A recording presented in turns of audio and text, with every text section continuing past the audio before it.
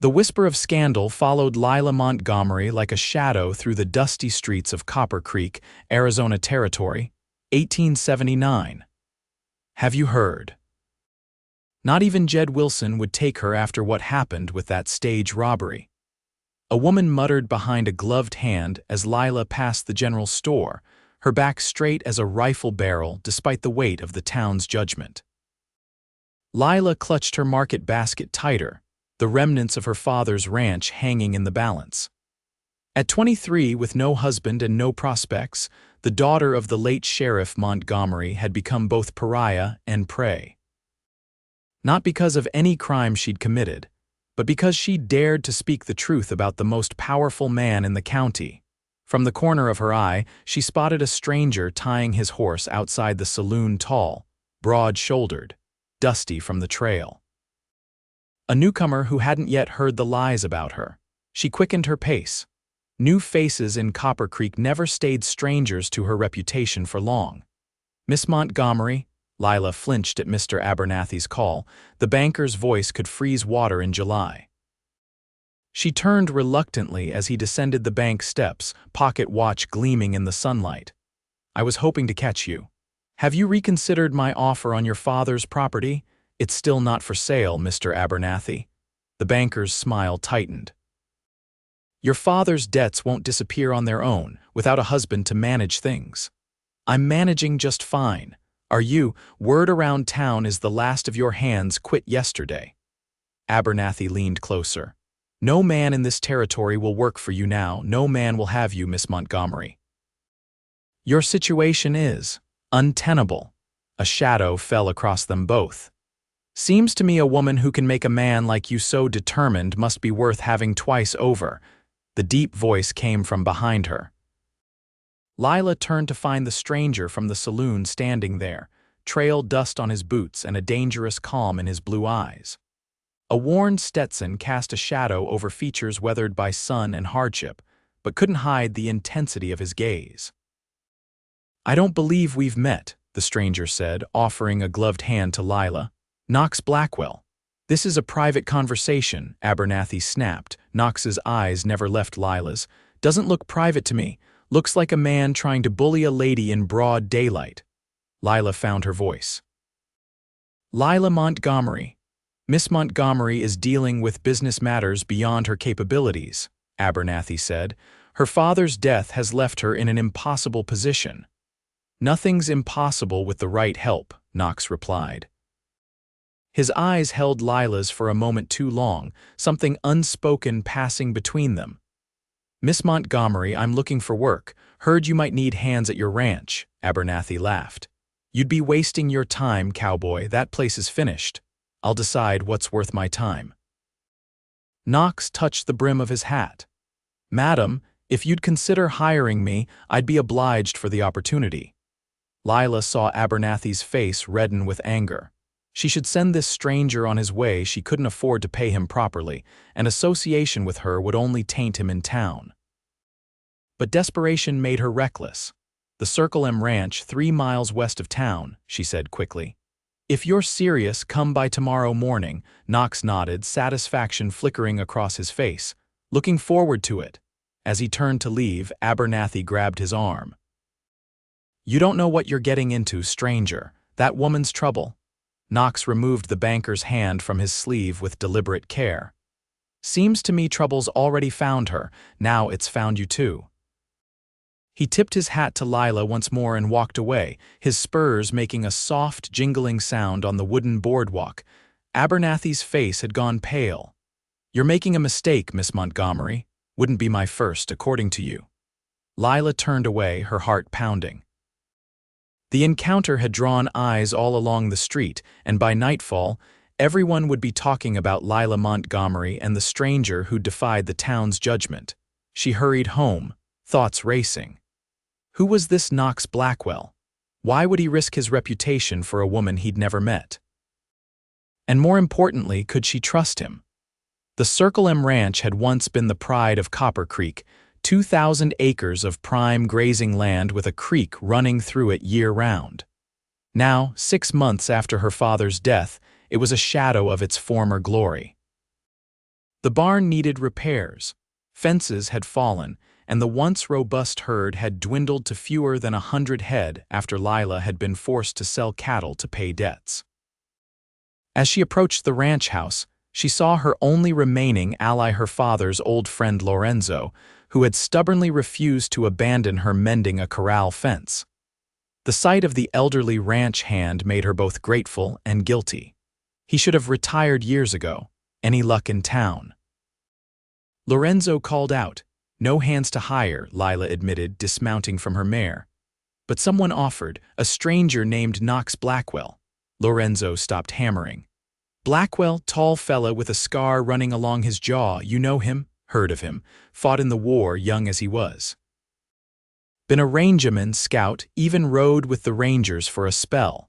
Lorenzo squinted at her, but he's got a reputation for trouble. What kind of trouble? The kind that follows a man who doesn't back down. Lorenzo resumed hammering. If he's offering help, you might want to ask why. That night, Lilah sat at her father's desk, poring over the ranch ledgers by lamplight. The numbers didn't lie without help. She'd lose everything by winter. Not just her inheritance, but the home her father had built with his own hands, the land he'd died protecting. Sheriff James Montgomery hadn't died in the line of duty, as most believed. He'd been murdered after discovering that Samuel Abernathy had been laundering money from cattle rustling operations through his bank. Lilah had found her father's journal with all his suspicions documented, but when she tried to get justice, Abernathy had used his influence to discredit her, painting her as a hysterical woman inventing stories to cover her father's alleged gambling debts. No evidence had ever been found connecting Abernathy to her father's death. The journal had mysteriously disappeared from her home, and the new sheriff, firmly in Abernathy's pocket, had closed the case. A sound outside brought Lilah to her feet. She reached for the rifle her father had taught her to shoot when she was 12, moving silently to the window. In the moonlight, she saw a lone rider approaching the house. The stranger Knox Blackwell a day earlier than expected. She stepped onto the porch, rifle lowered but ready. "You're early, Mr. Blackwell." He dismounted smoothly, keeping his hands visible. Seemed prudent to arrive when folks weren't watching. "May I approach, Miss Montgomery?" She nodded, and he led his horse closer, his spurs chiming softly in the night silence. "You should know," he said. "I'm aware of what happened to your father." Lilah's grip tightened on the rifle. "What do you think you know? That Sheriff Montgomery was investigating Samuel Abernathy, that he was killed for it. That you tried to finish what he started, and the town turned against you instead." Her heart raced. "How do you know this?" "Because your father contacted a friend of mine in the U.S. Marshal Service before he died. Asked for help investigating Abernathy." Knox removed his hat, revealing dark hair and earnest eyes. "I was working with that marshal when the news came about your father's death. Been tracking Abernathy's operations ever since." "You're a lawman, former Texas Ranger. Now I work, less officially." He stepped closer. "I came to Copper Creek for Abernathy. Finding you was unexpected." Lilah lowered the rifle slightly. "Why should I believe you?" "Because I know about the journal. And I know Abernathy's been buying up failed ranches all along the territory border for the past 3 years. Ranches that mysteriously suffered rustling losses before the owners were forced to sell. No one knew about the journal except Lilah herself.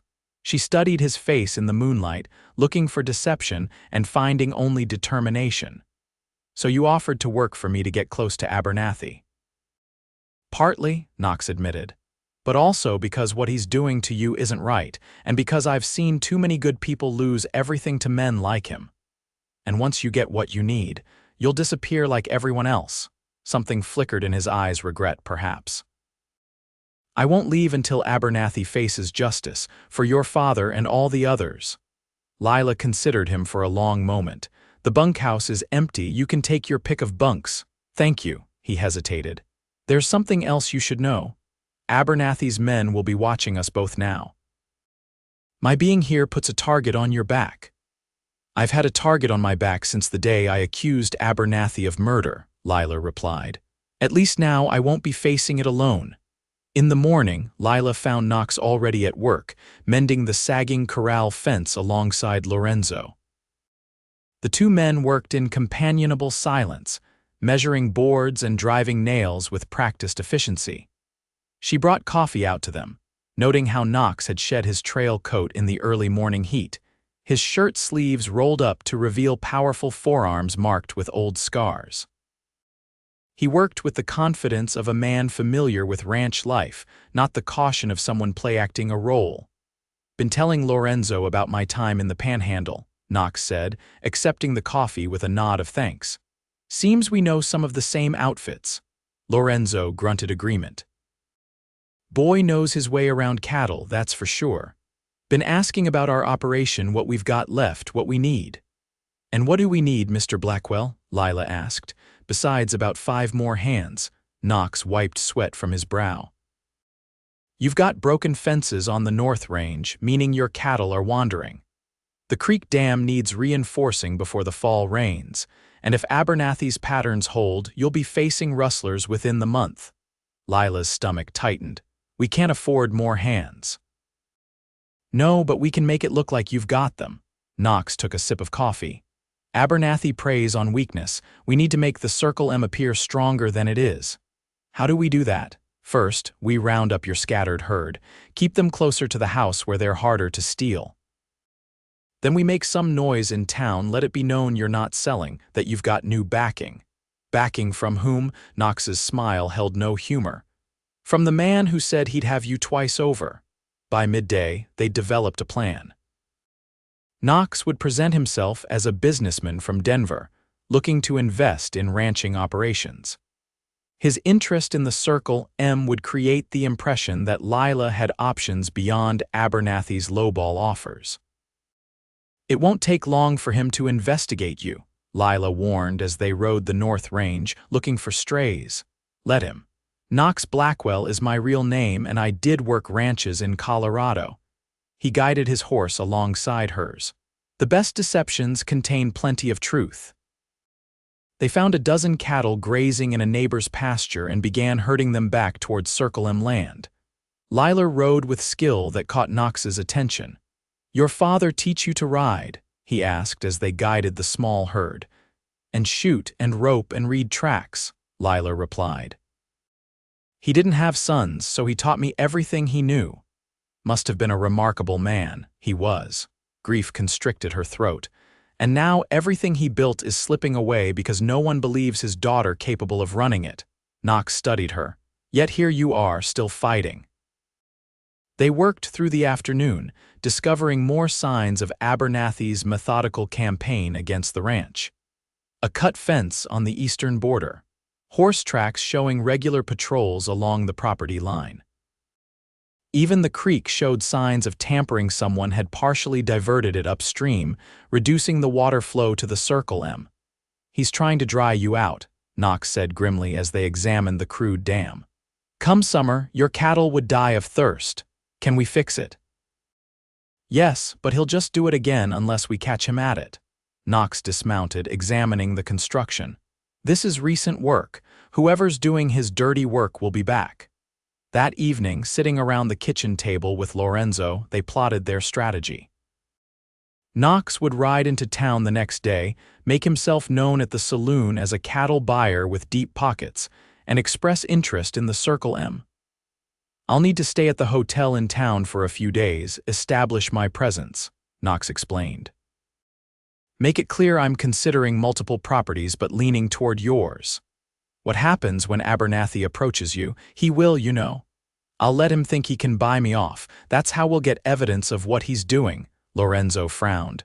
"Dangerous game, son." "No more dangerous than letting him continue unchecked," Knox replied. "Besides, I've been watching Abernathy for months. I know his methods." Later, after Lorenzo had retired to his cabin, Lilah found Knox on the porch, smoking a cigarette and staring at the stars. She wrapped her shawl tighter against the night chill and joined him. "Why did you really come here?" she asked quietly. "The truth this time." Knox took a long draw on his cigarette before answering. Your father saved my life once, years ago during a cattle drive that came through these parts. I was just a kid, got caught in a stampede. He rode in and pulled me out." He flicked ash into the darkness. "Never forgot it. When I heard his name again, connected to Abernathy, I knew I had to help. You never mentioned that before. Didn't seem relevant to the job at hand." "It's relevant to me." Lilah studied his profile in the moonlight. "Did he know you became a ranger?" "No, never saw him again after that drive." Knox's voice softened. "But I remembered him every time I pinned on that star, the kind of lawman I wanted to be." The admission hung between them, fragile as spider silk. Lilah found herself wanting to believe him despite all the reasons for caution. "Get some rest," she said finally. "Tomorrow will be a long day." Knox nodded, extinguishing his cigarette. "Lilah," he said, using her first name for the first time. "Whatever happens, I won't let you lose this ranch." For a moment, their eyes met, and something electric passed between them, understanding, perhaps, or recognition of a kindred spirit. Then Lilah turned away, back to the safety of the house, away from promises she wasn't ready to trust. Knox rode into town at mid-morning, dressed in his best clothes, not fancy enough to mark him as an Easterner, but clean and well-kept enough to suggest prosperity. He made a show of examining the town, asking questions at the general store about local businesses and ranching operations. By noon, he was settled at a table in the Prairie Rose Saloon, nursing a whiskey and listening to the town gossip. It didn't take long for Samuel Abernathy to make an appearance, flanked by two men who carried themselves like gunmen, not bankers. "Mr. Blackwell, is it?" Abernathy pulled out a chair without invitation. "I understand you're interested in cattle operations in our region." Knox leaned back, projecting casual confidence. "Word travels fast. Small towns." Abernathy signaled for drinks. "I'm Samuel Abernathy, president of the Copper Creek Bank. I make it my business to welcome potential investors. Appreciate the hospitality." "I understand you've been out to the Montgomery place." Knox smiled thinly. "Just exploring my options. Seems like a property with potential." Abernathy's laugh held no humor. "The Circle M is a sinking ship, Mr. Blackwell. The girl running it is in over her head." "Miss Montgomery struck me as quite capable. She's also quite damaged goods, if you take my meaning." Abernathy leaned forward. "There was an unfortunate incident with her father's death. The girl made wild accusations. It's affected her standing in the community." Knox kept his expression neutral despite the rage building inside him. "I'm interested in cattle and land, Mr. Abernathy, not community standing, of course, but business requires relationships, partnerships." Abernathy spread his hands. "I've been trying to help Miss Montgomery by offering to take that burden off her hands, at a fair price, naturally." "Naturally." Knox took a sip of whiskey. "What would you consider fair?" The banker named a figure that was barely a third of the ranch's value. Knox managed not to flinch. "That's generous of you," he said carefully. "I'm a generous man." Abernathy smiled like a snake. "Perhaps you and I could discuss a mutually beneficial arrangement. Why compete for the same property? I'm listening. I acquire the Circle M, you and I form a partnership to develop it. Your capital, my local knowledge." Abernathy lowered his voice. "Considerably less complicated than dealing with the Montgomery girl." Knox pretended to consider it. "An interesting proposition. I'd need to review the details, of course." "Of course." Abernathy stood. "Join me for dinner at my home tonight, 7 o'clock. We can discuss particulars." After Abernathy left, Knox remained at his table processing what he'd learned. The banker had revealed nothing overtly criminal, but his eagerness to sideline Lilah was telling. Tonight's dinner would be an opportunity to gather more information and perhaps evidence. Meanwhile, at the Circle M, Lilah was dealing with a crisis of her own. A section of fence on the South Range had been deliberately cut overnight, and a dozen cattle were missing. Lorenzo had discovered the theft at dawn. "Tracks lead toward the border," the old ranch hand reported. 3 riders moving fast. Abernathy's men, can't say for certain, but the timing's suspicious with your new investor in town. Lilah's hands clenched into fists. "He's testing us, seeing if we'll notice, if we'll fight back." "What do you want to do?" She considered their options. With just the two of them, pursuit was risky, but doing nothing would signal weakness. "Saddle up," she decided. "We'll follow the tracks, see where they lead. If we can identify the rustlers, that's evidence we can use." They rode out within the hour, following the clear trail south. The rustlers had made no effort to hide their passage, suggesting either carelessness or confidence that no one would follow. 5 miles from the ranch, the tracks joined a larger, more well-used trail that led toward a box canyon known locally as rustlers and a natural corral used by thieves to hold stolen cattle before moving them across the border. "We should turn back," Lorenzo warned as they approached the canyon entrance.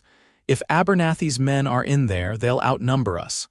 Lilah knew he was right, but frustration drove her forward. "We need to see where they're taking our cattle." If we can prove Abernathy's connection, a rifle shot cracked the air, the bullet kicking up dust at their horses' feet. Both mounts reared in panic.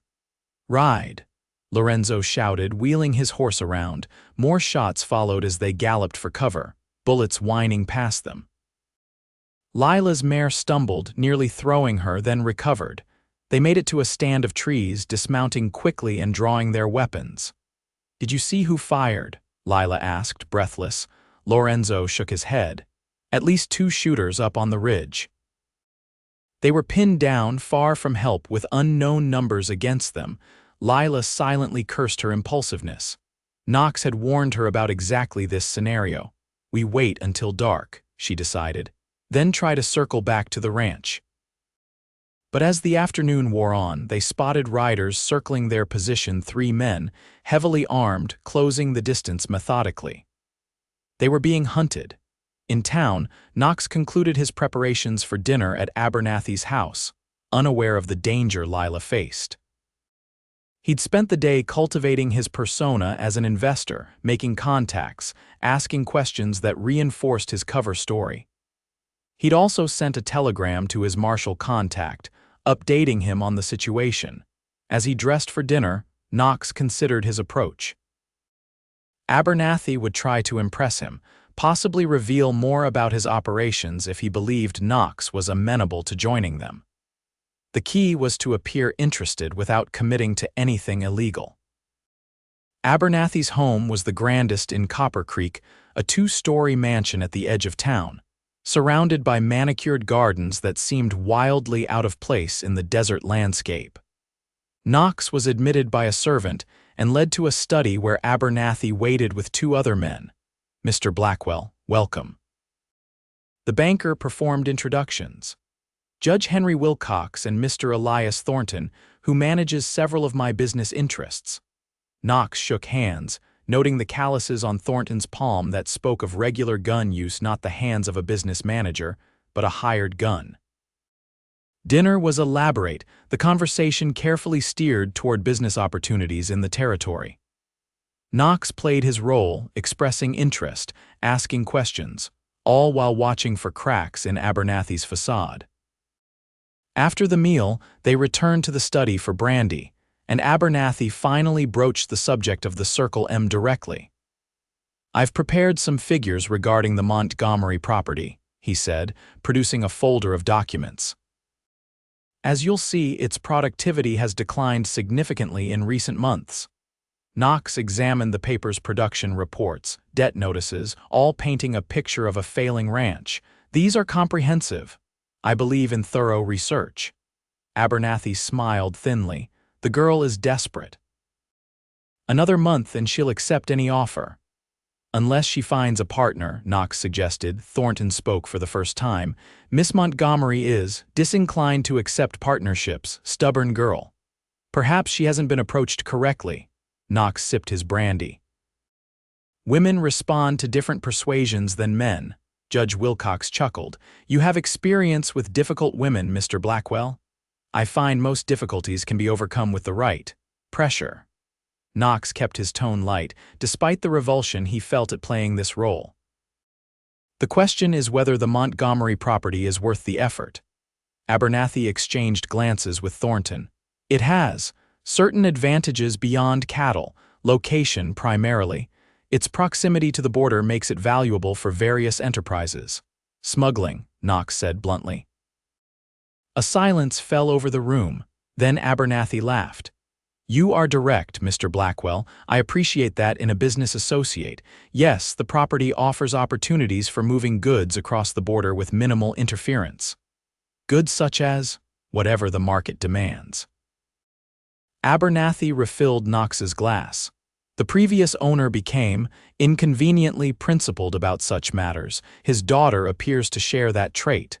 The previous owner being Sheriff Montgomery, former sheriff. Abernathy's expression hardened. A man who forgot his place in the natural order of things. Judge Wilcox cleared his throat. Perhaps we're being too forthcoming with Mr. Blackwell before establishing the parameters of our arrangement. Mr. Blackwell understands the value of discretion, Abernathy replied. Don't you, sir? Absolutely. Knox raised his glass. To profitable partnerships. As they drank, a servant entered and whispered something to Thornton, who immediately rose. Excuse me, gentlemen, a matter requires my attention. He left quickly with a significant look at Abernathy. The banker's demeanor changed subtly. Now, Mr. Blackwell, let's discuss specifics. What exactly is your interest in the Circle M? Knox sensed the shift in atmosphere. Something had happened. As I said, I'm exploring opportunities. The Montgomery property seems undervalued in its current state. Yet you've spent considerable time with Miss Montgomery. More than simple business interest might explain. Warning bells rang in Knox's mind. I'm thorough in my assessments. Indeed. Abernathy set down his glass. So thorough that you've been asking questions about me throughout town. About the circumstances of Sheriff Montgomery's death, about certain shipments crossing the border. The trap was closing. Knox maintained his composure. Due diligence. I like to know who I'm dealing with. As do I. Abernathy's smile disappeared. Which is why I had you investigated, Mr. Blackwell? Or should I say, former Texas Ranger Blackwell? Knox's hand moved imperceptibly toward his concealed derringer. My past employment is hardly a secret. No, but your current associations are interesting. Particularly your connection to certain federal marshals who have been troubling my operations. Abernathy nodded to the judge, who produced a revolver from his desk drawer. Now, let's discuss your actual purpose in Copper Creek. Back at Rustler's End, Lilah and Lorenzo remained trapped as darkness fell. Their pursuers had maintained their positions, occasionally firing to keep them pinned down. They're waiting for something, Lorenzo whispered. Or someone. Lilah checked her ammunition, 6 rounds left plus whatever Lorenzo had. Not enough to fight their way out if their pursuers decided to rush them. If they wanted us dead, they could have kept shooting, she reasoned. They want us alive. That might be worse, girl. A sound from behind made them both turn, weapons raised. A figure emerged from the shadows, hands raised. Easy, a familiar voice said softly. It's me. Knox. Lilah lowered her rifle in disbelief. How did you find us? He crouched beside them. Followed your trail from the ranch. What happened? Quickly, Lilah explained about the rustled cattle and their pursuit. Knox's expression darkened. It's a trap. Thornton got word during dinner that you'd been spotted. I think they lured you out deliberately. Thornton, Elias Thornton. Lorenzo's voice sharpened. You know him. Knox asked. He rode with the plumber gang years back. Nasty piece of work. Knox nodded grimly. He's Abernathy's enforcer now. They've got men positioned all around this canyon. He checked his watch in the faint moonlight. We've got maybe an hour before they make their move. How do you know that? Lilah asked. Because I was their guest until 20 minutes ago. They figured out who I am, tried to take me captive. I managed to slip away in the confusion. Knox showed them a bloody gash on his arm. Judge Wilcox isn't much of a shot. Lilah tore a strip from her petticoat to bind his wound. So they know everything? They know I'm working with the marshals. They don't know what evidence I have. Knox winced as she tightened the bandage.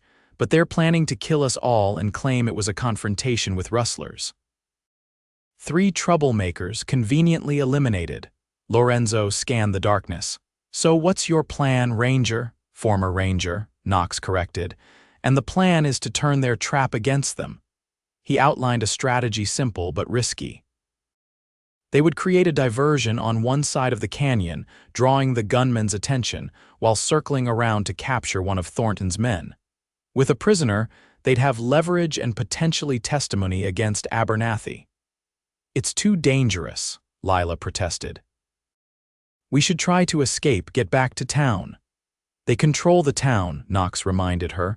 This is our chance to get evidence. Without it, Abernathy walks free. The determination in his eyes mirrored what Lilah felt in her heart, the need for justice, not just survival. She nodded slowly. Tell us what to do.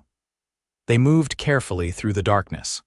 Lorenzo, despite his age, proved remarkably stealthy as he positioned himself to create their diversion, a small fire in the dry brush at the canyon's edge. Knox and Lilah circled wide, identifying the location of the nearest gunman from his occasional movements. When Lorenzo's fire blazed to life, shouts of alarm rang out. 2 of the gunmen rushed toward it, leaving their third companion alone and vulnerable. Knox moved like a shadow, silent and deadly. Before the man realized what was happening, Knox had disarmed him and pressed a knife to his throat. Make a sound and it's your last, he whispered. They dragged their captive back to their hiding place just as Lorenzo rejoined them, breathless but triumphant. Worked like a charm. They're running around like chickens with their heads cut off. Their prisoner was young, barely 20, with a face that showed more fear than menace once his bravado faded. What's your name, boy? Knox demanded. Billy Renfro. Well, Billy, you're in a world of trouble. Rustling cattle is a hanging offense. The young man's face went pale. I was just following orders. Mr. Thornton said it was all legal-like, that the bank owned the cattle anyway. Lilah leaned forward. Thornton told you to steal my cattle, Billy nodded miserably. Said Miss Montgomery wasn't paying her loans, so the bank was reclaiming property. We've been doing it for months little by little, so she wouldn't notice all at once. And my father, Lilah's voice shook slightly. Did Thornton give orders about him too? Fear flashed across Billy's face. I don't know nothing about that, I swear. But you've heard things, Knox pressed. Tell us, and maybe you don't hang. Billy broke quickly, revealing what he knew: how Thornton had bragged about taking care of the sheriff problem, how Abernathy had been moving stolen cattle across the border for years, using the profits to buy up struggling ranches. The Circle M was particularly valuable because of its water rights and strategic location. Abernathy's planning something big, Billy finished. Some kind of major shipment coming through next week. That's why he's been so desperate to get the Montgomery place. Knox exchanged glances with Lilah. Weapons, probably. The border's been tense with Mexico lately. A plan began to form. With Billy's testimony and knowledge of the coming shipment, they could set a trap for Abernathy and Thornton. But first, they needed to get safely back to town and contact Knox's martial allies. If we can make it to the telegraph office in Silver Springs, Knox said, naming a town 20 miles south, we can get word to the marshals. We'll never make it, Lorenzo objected. Thornton's men will be watching every trail. Not every trail. Lilah's eyes lit with sudden inspiration. There's an old Apache path through the mountains. My father showed it to me years ago. It's rough going, but it would get us to Silver Springs by tomorrow night. Knox studied her with newfound admiration. Can you lead us there? Yes. Her chin lifted with determination. I know every inch of this land. By dawn, they were deep in the mountain passage, having left Billy securely tied in an abandoned line shack with enough water to last until they returned. The path was treacherous, barely wide enough for their horses in places, with steep drops on one side and rock walls on the other. Lilah led with confidence, navigating twists and turns that would have confounded even experienced guides. Knox watched her from behind, impressed by her resilience. Most women of his acquaintance would have collapsed under the strain of the past 24 hours, yet she pushed forward with unwavering determination. They stopped to rest at midday in a small canyon with a spring. While Lorenzo tended the horses, Knox joined Lilah by the water. "Your father taught you well," he said, refilling his canteen. "He believed women should be able to survive on their own." She splashed water on her face, washing away trail dust. Everyone thought he was crazy for teaching his daughter to shoot and ride like a man. He was ahead of his time. "No," Lilah corrected. "He was exactly of his time. The West doesn't forgive weakness, regardless of whether you're a man or a woman." She gazed at the mountains surrounding them. "He used to say that out here, nature doesn't care what you are, only what you can do." Knox found himself studying her profile, the strength in her jaw, the intelligence in her eyes, the stubborn set of her mouth. In the days since they'd met, he'd come to respect her courage as much as her beauty. "Why did you really come to Copper Creek?" she asked suddenly, turning to face him. The truth this time. Knox considered deflecting again, then decided against it. She deserved honesty. "Your father wrote to the marshal's office about Abernathy's operations. When he was killed, I volunteered to investigate." He paused. "But I didn't expect to find you." "And what did you find?" Her eyes held his, demanding truth. "A woman everyone underestimated, including me." Knox's voice softened. "A woman worth fighting for." Something changed in her expression, wariness giving way to a vulnerability she rarely showed. For a moment, Knox thought she might reach for him.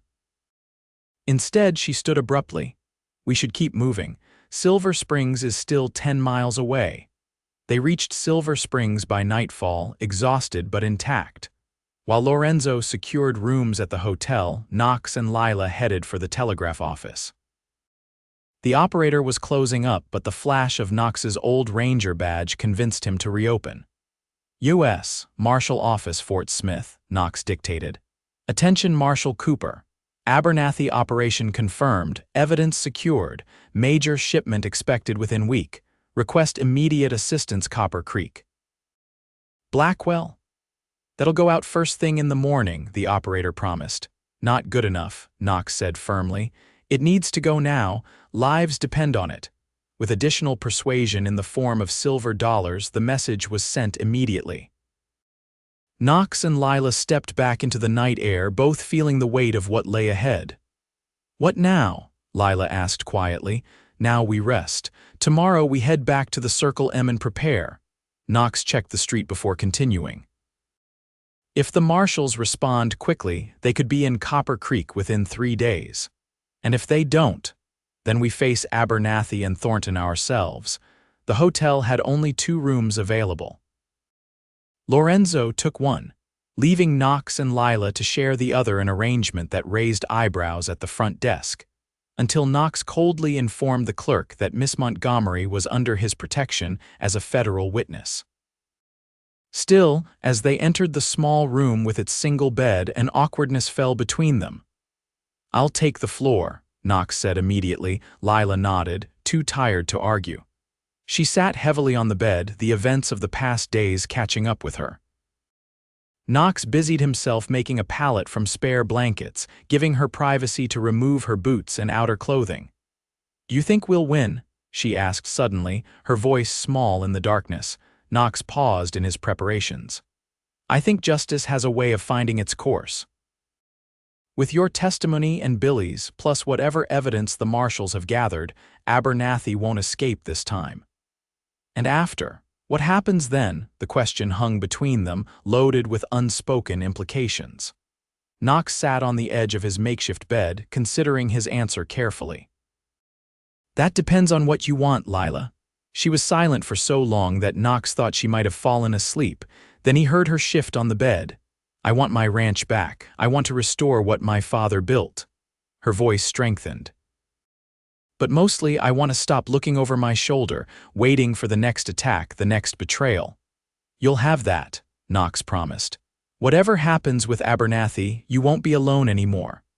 The silence that followed was different, weighted with possibility rather than fear. Knox lay back on his pallet, listening to Lilah's breathing slow as she drifted towards sleep. "Knox," her voice came softly through the darkness. "Yes." Thank you for believing me when no one else would." Before he could respond, she had fallen asleep, leaving Knox awake with thoughts of justice, vengeance, and unexpected feelings for a woman he'd come to admire more than any he'd known before. They left Silver Springs at first light, taking a different route back longer but less exposed than the Apache Trail. Knox rode point, scanning constantly for signs of pursuit, while Lilah and Lorenzo followed. They encountered no trouble, which only heightened Knox's sense of unease. "It's too quiet," he said during a brief rest stop. "Thornton should have men searching everywhere for us." "Maybe they think we've fled for good," Lorenzo suggested. Knox shook his head. "They know we'll come back for the ranch. Abernathy's too smart to believe otherwise." "Then what are they doing?" Lilah asked, waiting, preparing. Knox checked his weapons methodically. "The shipment Billy mentioned is their priority now. They'll be focusing on securing the route." They reached the Circle M near sunset, approaching cautiously from the east to avoid being spotted. The ranch appeared undisturbed, no signs of Thornton's men, no evidence of further damage. "I don't like it," Lorenzo muttered as they stabled their horses. "Too peaceful," Knox agreed. "They're watching us. Probably have been since we crossed back onto Circle M land." "Let them watch," Lilah said firmly. "We're not running anymore." Inside the ranch house, they planned their next moves. If the marshals received Knox's telegram promptly, help could arrive as early as the following evening. Until then, they needed to fortify the ranch and prepare for Abernathy's response. "The shipment is the key," Knox explained, sketching a map of the territory. "Based on previous patterns, they'll bring it through Devil's Pass, then across Circle M land to avoid the regular patrols along the main roads." "When?" Lilah asked. Billy said within the week. "My guess is they'll move quickly now that we've forced their hand." Knox tapped the map. "We need to be ready by tomorrow night."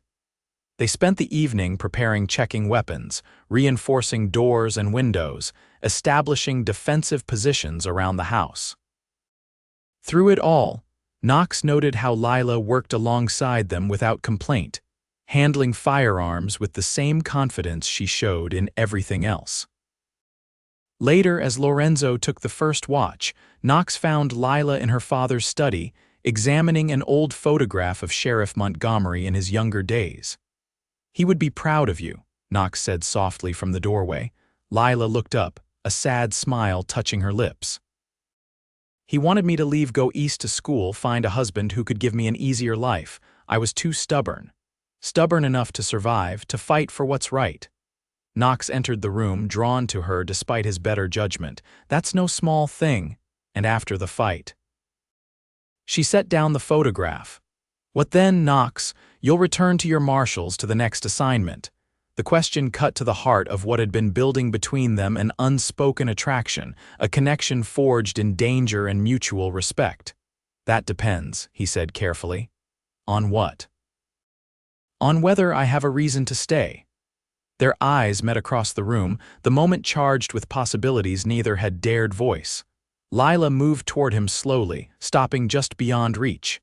"I've spent 6 months being told no man would have me," she said quietly. "That I was too difficult, too stubborn, too damaged by scandal." Knox closed the distance between them, lifting a hand to gently touch her cheek. Then they were blind as well as stupid. The kiss that followed began tentatively, a question rather than a demand. When Lilah responded, wrapping her arms around his neck, Knox deepened the kiss, pouring into it all the admiration and desire he'd been restraining. When they finally parted, both breathless, Knox rested his forehead against hers. "If we survive this, Lilah Montgomery, I intend to have you twice over as partner and as wife, if you'll have me." Her eyes widened at the declaration, searching his face for any sign of insincerity.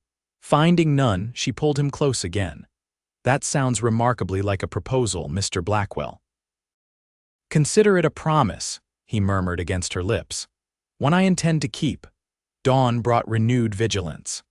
Knox positioned Lorenzo on the roof of the barn where he had clear sightlines to the surrounding countryside, while he and Lilah prepared the house for potential siege. Movement to the north, Lorenzo called down around midday. Riders coming in fast. Knox joined him on the roof, telescope in hand. Through the lens, he made out 3 riders approaching not Thornton's men but Marshall's, led by his old friend Cooper. "It's our reinforcements," he announced with relief, descending quickly to meet them. Marshal Cooper, a weathered man in his 40s with a legendary reputation for integrity, dismounted with a grimace. "Blackwell, got your telegram, brought what help I could scare up on short notice." The other 2 men, Deputy Marshals Evans and Rodriguez, nodded greetings as Knox made introductions. Inside the house, over coffee, Knox and Lilah briefed them on everything they'd learned. "Abernathy's gone to ground," Cooper reported. "Wasn't at the bank or his home when we rode through town this morning. Thornton's missing too." "The shipment," Knox said immediately. "They're preparing to move it." Cooper nodded grimly. "That matches our intelligence. We've had reports of a large weapons cache crossing the border, destined for rebels in Mexico, worth a small fortune to whoever delivers it." "How do we stop it?" Lilah asked. "Intercept it at Devil's Pass," Cooper replied. "It's the only route they can take with wagons. We position ourselves there, catch them red-handed." They spent the afternoon developing their strategy. The pass was narrow, with high walls on either side, perfect for an ambush. With 6 of them now, they could cover both ends of the pass and the high ground above. As dusk approached, they prepared to ride out. Lilah donned her father's old duster and checked her rifle methodically. "You should stay here," Knox suggested, already knowing how she'd respond. "This is my fight too," she said firmly. "My father died because of these men. I'll see this through." Knox recognized the same determination he'd admired from the beginning. "Stay close to me," he said instead of arguing. "No heroics." They positioned themselves at Devil's Pass well before midnight, the darkness providing cover as they took their assigned positions. Knox and Lilah on the eastern ridge, Cooper and Evans at the western entrance, Lorenzo and Rodriguez guarding the exit. The hours passed in tense silence. Just before dawn, when Knox was beginning to wonder if they'd miscalculated, Lilah touched his arm and pointed. "Torches," she whispered. "Coming from the south." Through his telescope, Knox counted 4 wagons approaching, heavily laden and guarded by at least a dozen riders. At their head, unmistakable even in the dim light, rode Elias Thornton. Beside him, incongruous in his banker's clothes, sat Samuel Abernathy. "Right on schedule," Knox murmured, signaling to Cooper on the opposite ridge. "Ready," Lilah nodded, her face set with determination. "Ready." They let the wagons enter the pass, waiting until the entire convoy was committed to the narrow passage before Cooper fired the signal shot. Immediately, the marshals revealed themselves, rifles aimed. "U.S. Marshals," Cooper's voice boomed through the pass. "Throw down your weapons." Instead of surrendering, Thornton's men opened fire. The pass erupted in gunfire, bullets ricocheting off the rock walls. Knox pulled Lilah behind cover as shots peppered their position. "Stay down," he ordered, returning fire methodically. Below, chaos reigned. Horses panicked, wagons collided, men scrambled for cover. Through the confusion, Knox spotted Thornton dragging Abernathy toward a narrow side trail. "They're escaping," he told Lilah. "I'm going after them." "Not alone," she insisted, checking her rifle. "I'm coming with you." There was no time to argue. They descended quickly, using the battle as cover to circle behind the wagons. The side trail was steep and treacherous, barely wide enough for a horse. They proceeded on foot, following fresh tracks in the soft earth. The trail led to a small plateau overlooking the desert to the west. Thornton and Abernathy stood beside their horses, arguing furiously. As Knox and Lilah approached, weapons raised, both men turned. "It's over, Abernathy," Knox called. "The marshals have your shipment and your men." The banker's face contorted with rage. "This is your doing, Montgomery," he spat at Lilah. "Just like your father, too stubborn to recognize a superior force." "My father recognized you for exactly what you are," Lilah replied steadily. "A thief and a murderer." Thornton moved with sudden violence, drawing his gun and firing in one fluid motion. Knox shoved Lilah aside, feeling the burn as a bullet grazed his shoulder. He returned fire, hitting Thornton in the chest. The gunman staggered, fired once more wildly, then collapsed. Abernathy, seeing his protector fall, made a desperate lunge for Thornton's dropped weapon. Lilah was faster, her rifle trained unwaveringly on the banker's heart. "Don't," she said softly. "For my father's sake, don't make me shoot you." Something in her voice, perhaps the absolute certainty, made Abernathy freeze, then slowly raise his hands.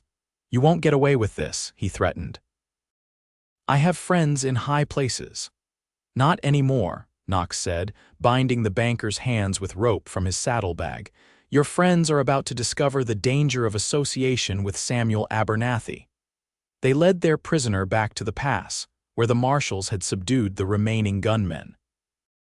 The wagons, when inspected, revealed not only weapons but evidence of Abernathy's years of corruption ledgers, correspondence, even a confession from a man he'd hired to kill Sheriff Montgomery.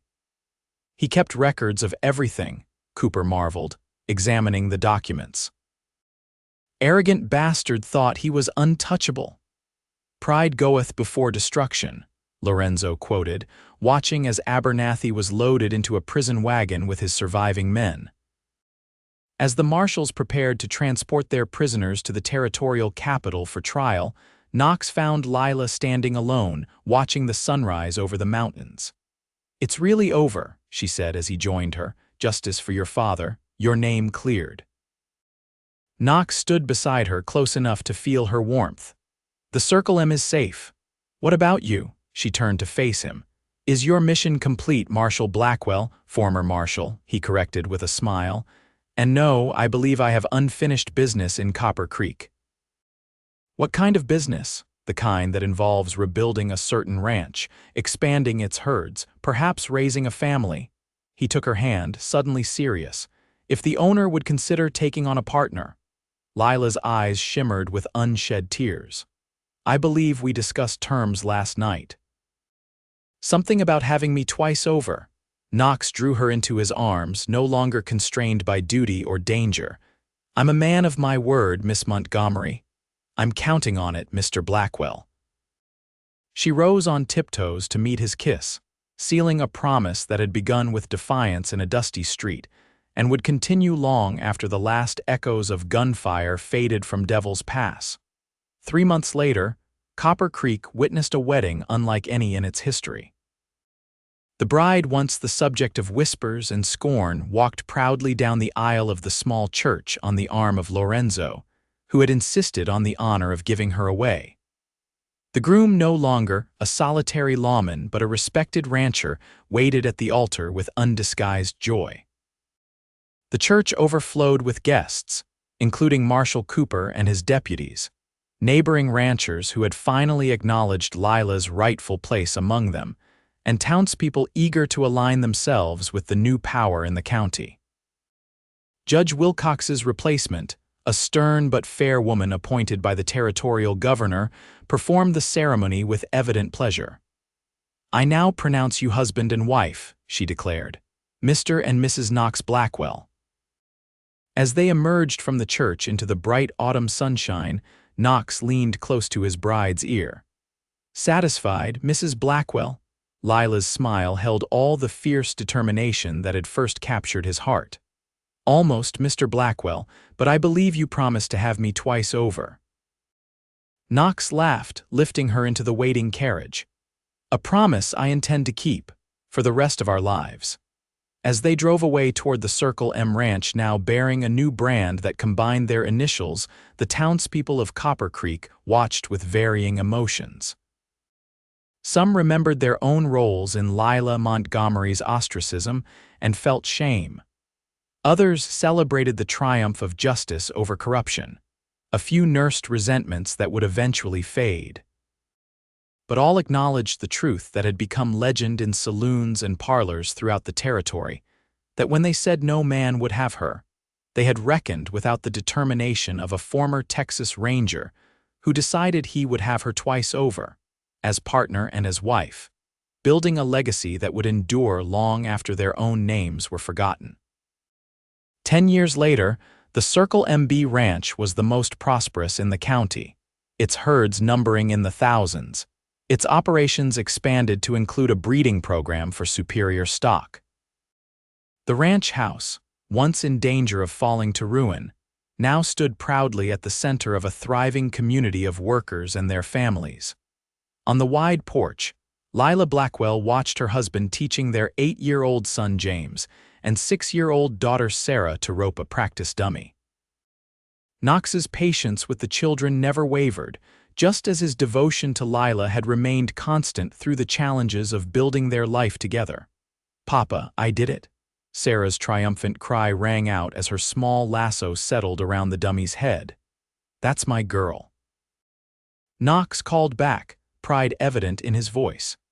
"Your grandfather would say you've got Montgomery blood in your veins." Lilah smiled at the reference to her father, whose memory they honored by raising their children with the same principles of justice and perseverance that had guided him. Sheriff Montgomery's name had been cleared at Abernathy's trial, his legacy restored as a lawman of unwavering integrity. As for Samuel Abernathy, he had died in territorial prison 3 years into his sentence, still protesting his innocence to any who would listen. Few did. Elias Thornton had not survived his wounds from Devil's Pass, taking many secrets to his grave. Knox joined Lilah on the porch as the children ran to show Lorenzo their roping skills. The old ranch hand, now officially retired but unable to stay away from ranch life, had become a beloved grandfather figure to the Blackwell children.